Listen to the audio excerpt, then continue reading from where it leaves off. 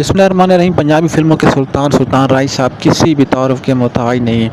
अपनी पहली फ़िल्म से लेकर अपनी आखिरी फ़िल्म तक जितना अरसा उन्होंने फ़िल्मी दुनिया में गुजारा, लोग उनके फ़न का लोहा मानते थे। वो और मुस्तफ़ा कुरैशी की जोड़ी ना सिर्फ पाकिस्तान हिंदुस्तान बल्कि पूरी दुनिया में जानी पहचानी जोड़ी थी। 1996 में उनको गुजरांवाला से लाहौर आते हुए रास्ते में किसी ने गोलियां मारकर कत्ल कर दिया था।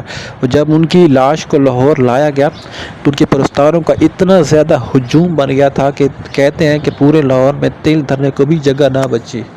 इसके बाद जब उनके जस्द खाकी को जब उनका जनाजा उठाया गया था तो धक्का पेल की वजह से कई लोग शदीद ज़ख्मी भी हो गए थे।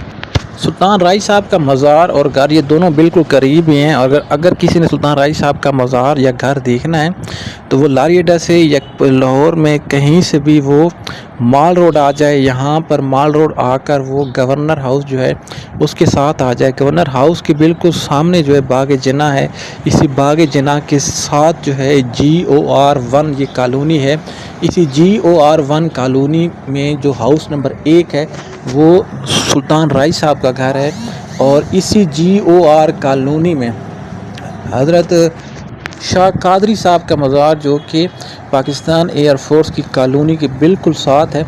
इसी दरबार के एक कोने में सुल्तान राय साहब का ये मज़ार बना हुआ है। सुल्तान राय साहब ने ना सिर्फ पंजाबी बल्कि उर्दू फिल्मों में भी काम किया था। और जितनी भी उर्दू फिल्मों में इन्होंने काम किया चंद एक के सिवा तकरीबन बाकी सारी ही हिट रही थी। और सुल्तान राय साहब का नाम किसी भी फिल्म की कामयाबी की ज़मानत समझा जाता था।